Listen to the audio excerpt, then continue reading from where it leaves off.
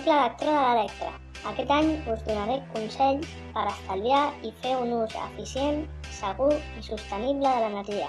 Seguiu-me al meu blog energiaeficient.blogspot.com. L'Electra, la teva energia.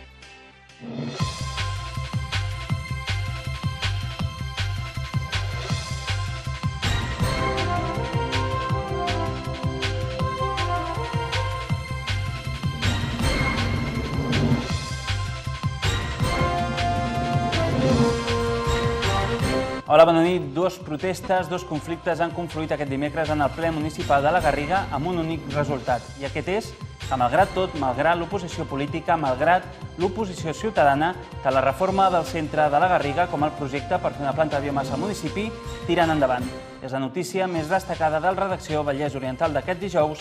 Després de titulars, entrem a explicar-ho en profunditat. Els contraris a la incineradora de biomassa i la reforma del centre de la Garriga protesten a les portes del ple municipal de juliol. Tot i així, s'aprova el projecte urbanístic que permet la biomassa i, segons l'equip de govern, la reforma del centre avança segons el calendari.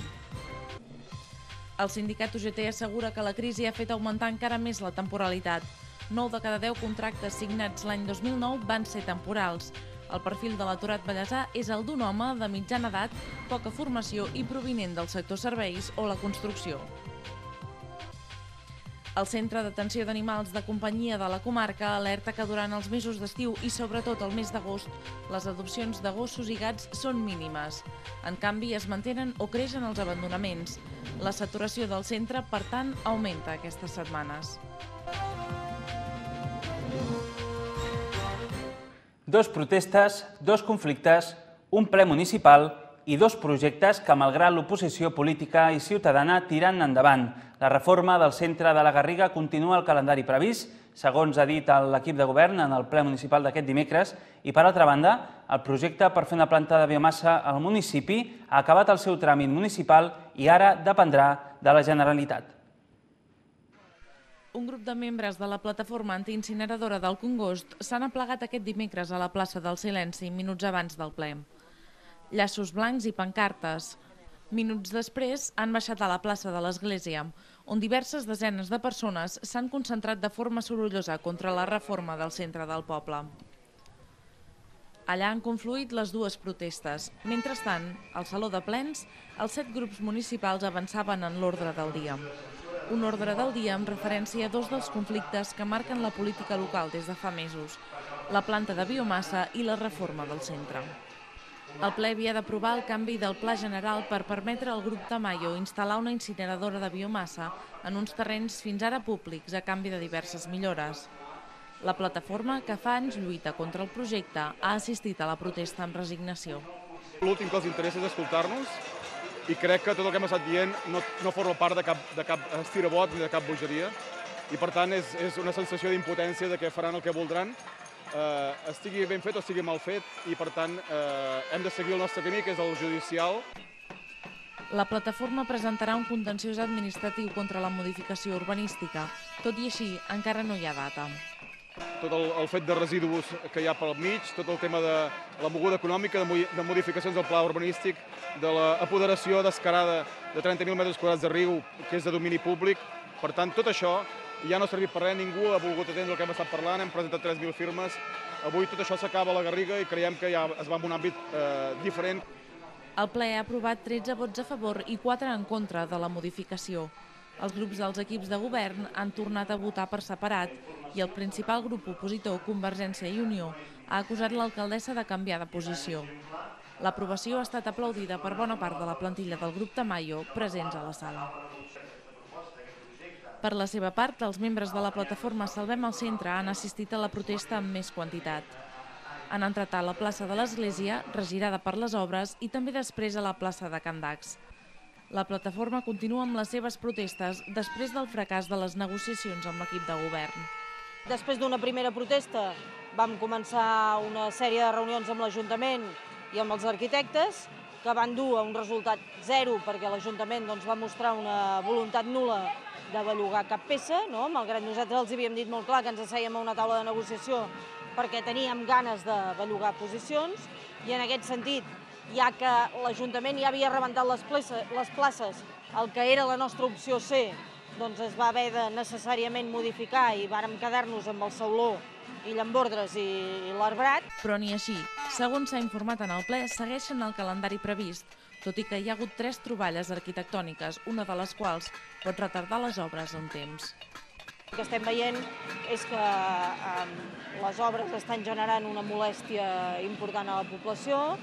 L'Ajuntament, evidentment, diu que quan acabin les obres doncs això s'haurà acabat, però nosaltres també diem que quan s'hagin acabat les obres l'Ajuntament s'haurà endut pel davant el patrimoni del nostre poble, no? I per tant no podem estar d'acord amb una actuació com aquesta, que s'ha fet sense participació, que s'ha fet sense escoltar una part important de la ciutadania que s'hi ha manifestat en contra i que, en tot cas, el que estem veient és que l'Ajuntament continua sense escoltar.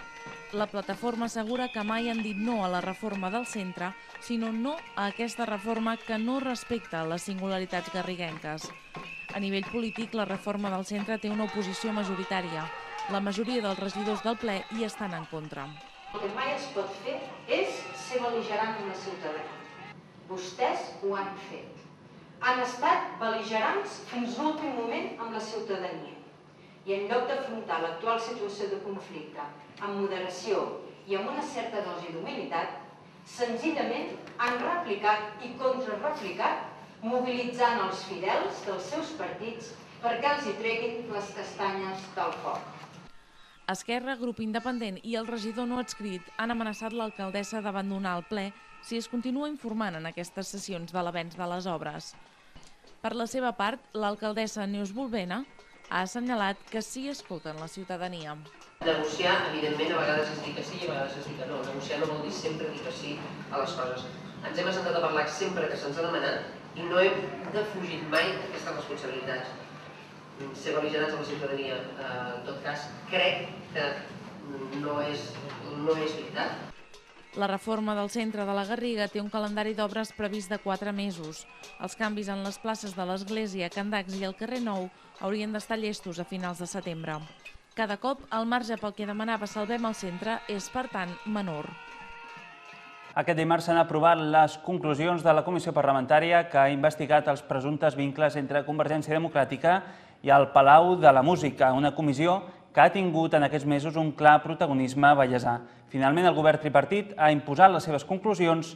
Convergència les ha qualificat com a delirants. La Comissió d'Investigació del Parlament sobre el cas Palau ha aprovat aquest dimarts les conclusions presentades pel tripartit que donen per fet que Convergència Democràtica de Catalunya va cobrar comissions d'obra pública. Socialistes, Esquerra i Iniciativa Verds apunten que Ferrovial va finançar irregularment aquesta formació política i també que hi ha indicis d'irregularitats en la requalificació dels avellaners de Camplandolid a l'Ametlla. També observen indicis de delicte suficients per exigir a la Federació Nacionalista que aclareixi el que ha succeït. Convergència Democràtica de Catalunya i Artur Mas han de donar explicacions clares de les seves relacions amb Millet i Montull i de directius de Ferrovial. Mentre el tripartit considera aprovades les suposades irregularitats, Convergència i Unió les ha considerat delirants.